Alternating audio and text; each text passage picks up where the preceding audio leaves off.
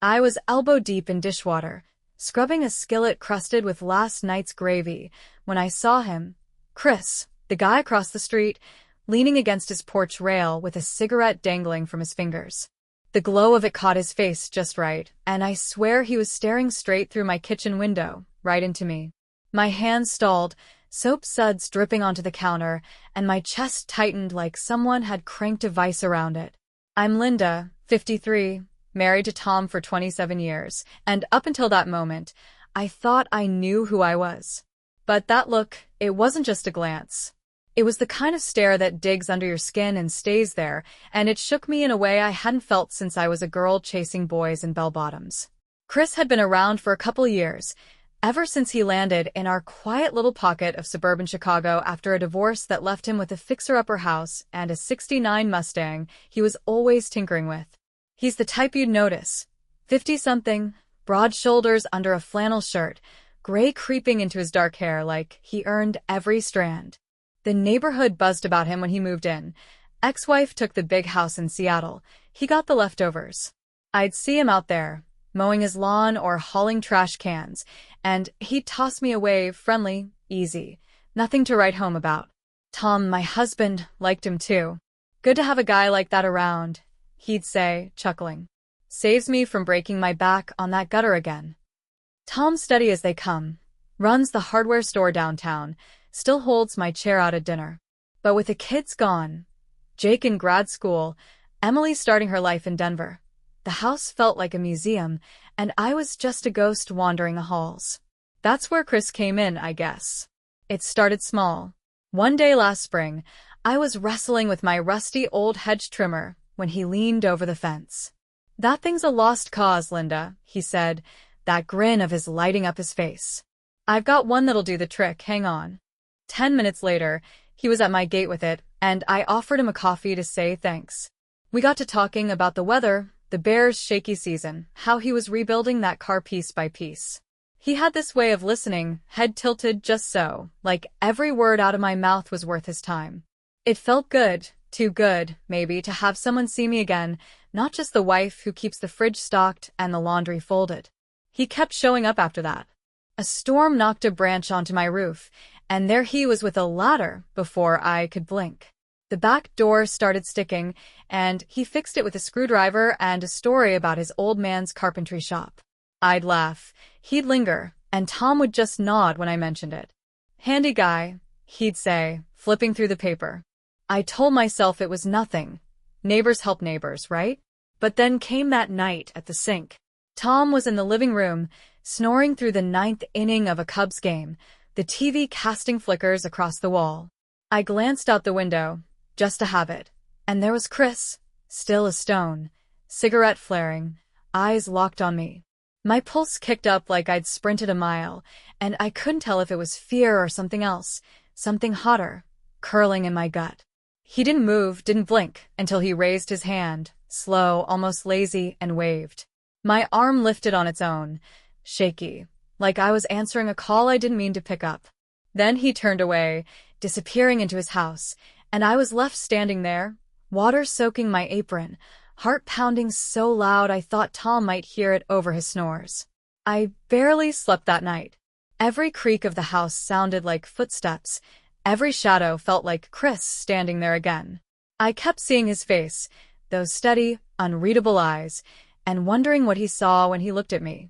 A wife? A neighbor? Something more? I wanted to shake it off, tell myself it was just a late-night fluke, but it stuck to me like damp clothes after a rain. The next morning, I burned Tom's toast, and he just smiled, oblivious, while I stood there gripping the counter, trying to figure out why I felt like I'd just jumped off a cliff. Something had started whether I liked it or not, and it was too late to pretend I didn't feel it pulling me in. I'd love to know what you think. Drop a comment below, and tell me if you've ever felt a moment like that, where everything shifts and you can't go back. The morning after that night at the sink, I stood at the stove, flipping bacon, when the grease popped and burned my wrist. I cursed under my breath, louder than I meant, and Tom looked up from his coffee. "You okay, Lynn?" he asked, voice thick with sleep. I nodded, forced a smile, but my hands were trembling. Not from the burn, but from the way Chris's eyes had branded me through that window. I'd tossed all night, his wave looping in my head like a song I couldn't shake, and now here I was, fumbling breakfast like a rookie. 53 years old, and I felt like a teenager caught sneaking smokes behind the bleachers, guilty, jittery, alive in a way I hadn't been in decades. Tom left for the store, his truck rumbling down the drive, and I should have gone back to my routine, watering the geraniums, folding his shirts, calling Emily to check in. Instead, I drifted to the living room blinds, peering across the street. Chris was out there, hood up on that Mustang, a wrench in his hand and sweat darkening his t-shirt. He didn't look up, but I stood there too long, tracing the lines of his shoulders, the way he moved like he owned every inch of that driveway. My stomach flipped, and I yanked the blinds shut, mad at myself for even looking. I wasn't some lonely housewife from a soap opera. I had Tom, solid, dependable Tom, and a life that worked. So why was my pulse racing like I'd just dodged a speeding car? It didn't stop there. Chris started finding excuses to come by, little things, like dropping off a bag of cherry tomatoes from his garden, their skins still warm from the sun. Too many for one guy, he'd say, grinning that lopsided grin that made my knees feel loose. I'd invite him in, just being polite, and we'd sit at the kitchen table with mugs of Folgers, talking about nothing and everything. The Bears' defense, the time he rebuilt a carburetor with his dad, how I'd botched my first attempt at spaghetti sauce back in '98. He'd laugh, low and rough, like gravel under boots, and I'd catch myself leaning closer, hanging on the sound. Tom was pulling longer shifts, sorting inventory messes, and I didn't tell him about these visits. It wasn't a secret, I reasoned, just neighbor stuff. But I started brushing my hair before Chris came over, swapping my faded cardigan for a blouse that hugged a little tighter, and every time I did, a voice in my head whispered, "What are you doing, Linda?" Then came that sticky July night. The kitchen sink had been dripping for days, a steady plink-plink that grated on my nerves. Tom was stuck late again, and I couldn't take it anymore. I crossed the street, humidity clinging to my skin, and knocked on Chris's door. He answered in a Zeppelin tee, a smear of grease on his cheek, and smirked. "Let me guess, plumbing crisis?" I rolled my eyes, explained the leak, and he grabbed his toolbox, trailing me back to the house like it was the most natural thing in the world. He slid under the sink, legs sprawled across my tile, and I hovered, passing him a wrench when he grunted for it. The kitchen shrank with him in it, his voice bouncing off the cabinets, his arm brushing mine when he reached for a rag. "This pipe's a goner," he said, head still under there. "Lucky I'm around, huh?" I laughed, leaning against the counter. "You're my knight in greasy armor, Chris."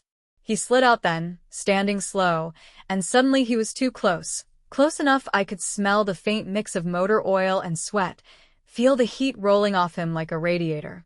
My breath snagged, and he turned, his face inches from mine. His eyes flicked down to my lips, then back up, and my skin burned where his breath hit my neck. Warm, steady, dangerous. "Linda," he said, voice barely above a whisper. "If you want me to stop, tell me now. I'll walk out that door." My mind screamed, say something, say no, say anything, but my throat was a locked box, and the silence stretched, thick and heavy. He didn't move, just waited, and I didn't tell him to go. That quiet was louder than any yes I could have given, and when he stepped back, wiping his hands on his jeans, I knew I'd let something loose I couldn't cage again. He finished the job, tested the faucet, and left with a nod, like nothing had happened. But I stood there, hands gripping the sink's edge, my reflection staring back from the window, wide-eyed, flushed, a stranger I didn't recognize. The house settled into its usual hum, but it felt different, like the walls were holding their breath. I kept hearing his voice, that soft Linda, and feeling the ghost of his nearness, a pull I couldn't shake. Tom came home an hour later, tired and smiling, and I kissed his cheek, guilt slicing through me like a dull blade. I'd crossed a line, not with my hands, not yet, but with my heart, and it scared me how much I wanted to cross it again. I stood at that sink for a good 10 minutes after Chris left, the faucet silent now, mocking me with its stillness.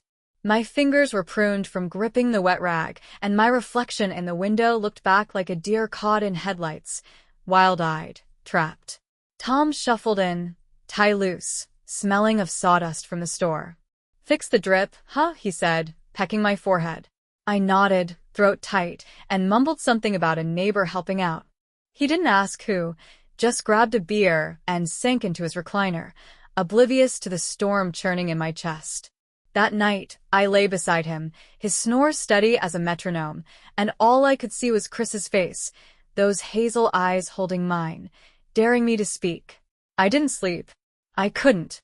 The next day, I saw him out there, mowing his lawn in the midday heat, shirt off and skin gleaming like he belonged on a calendar, not in this sleepy cul-de-sac.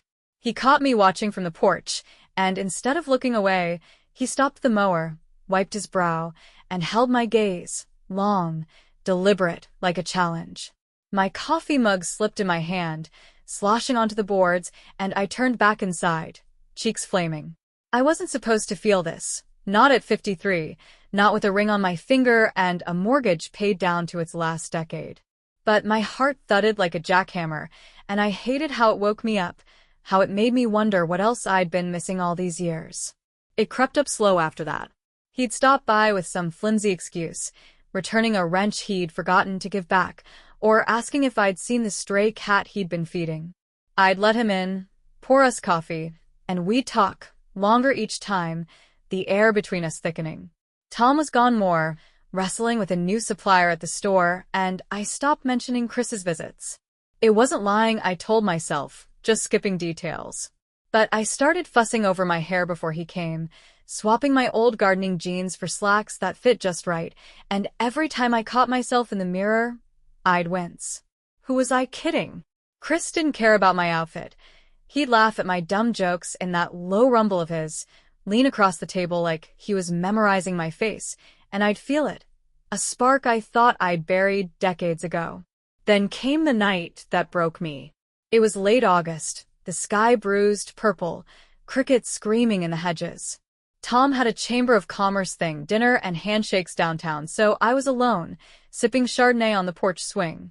Chris wandered over, hands in his pockets, a bottle of IPA dangling from his fingers. "Mind some company?" he asked, and I scooted over, the swing creaking under his weight. We talked, easy at first, about the heat, the fireflies blinking in the yard.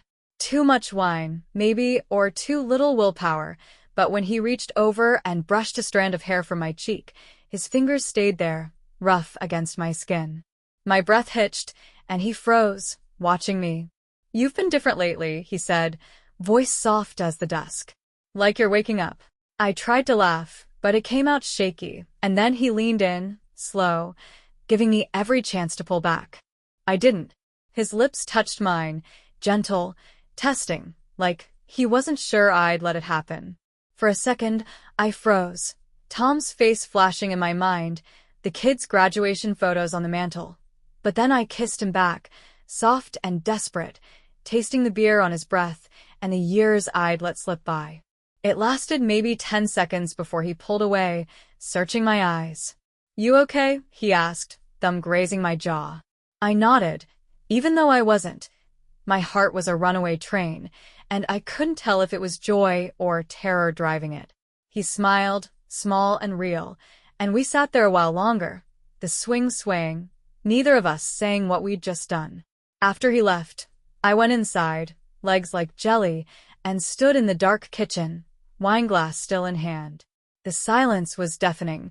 Tom's truck wasn't back yet, but I could feel him anyway, his trust hanging over me like a weight. I'd crossed more than a line. I'd leapt over it, and the rush of it made me dizzy. The next day, Chris waved from his driveway, casual as ever, but his eyes held a question I couldn't answer. I waved back, weak, and shut the door, leaning against it until my knees stopped shaking.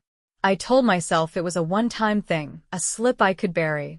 But at night, next to Tom's warm, familiar bulk, I felt Chris's touch like a phantom, his hand on my face, his lips on mine, and it wasn't guilt keeping me awake anymore.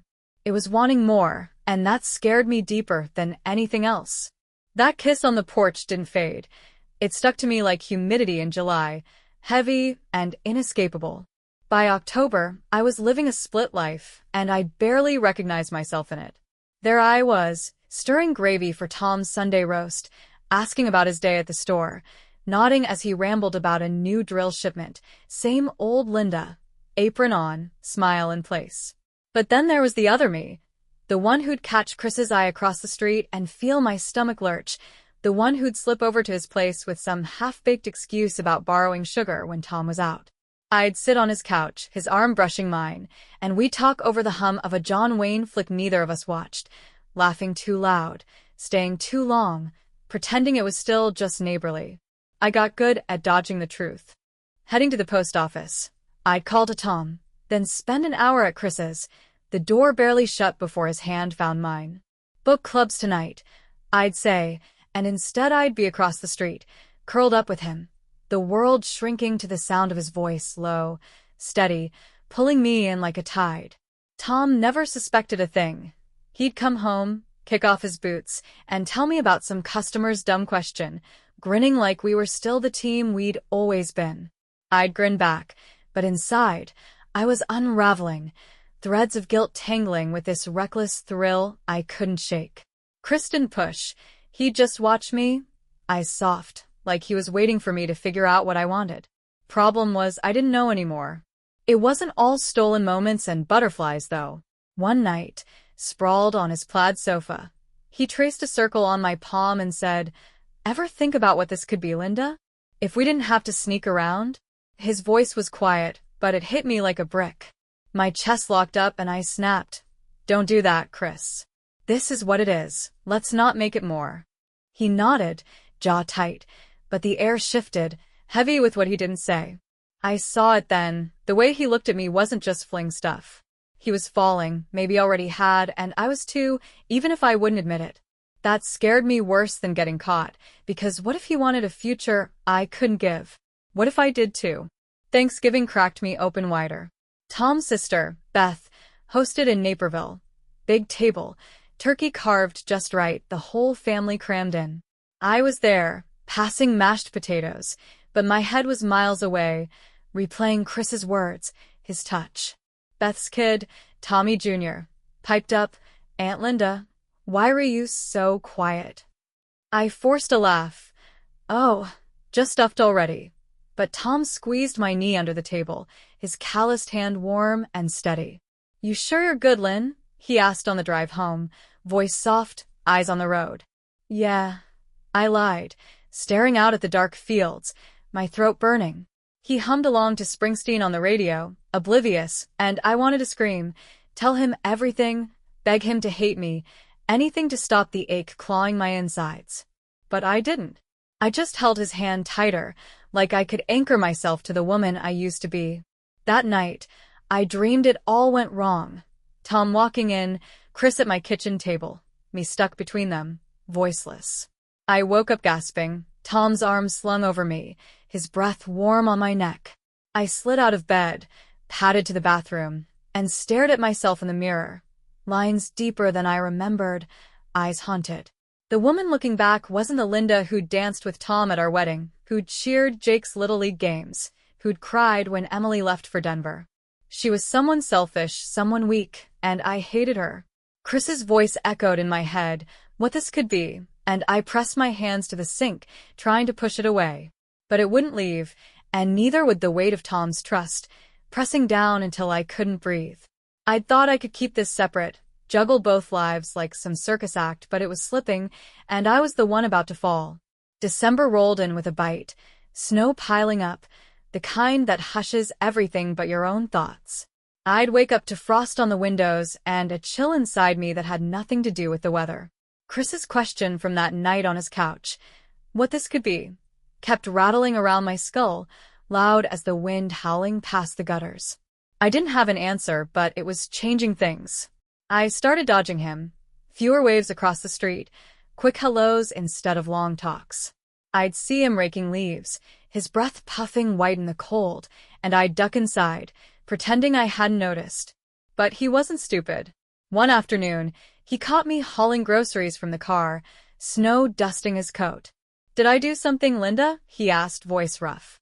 His eyes searched mine, and I wanted to spill it all.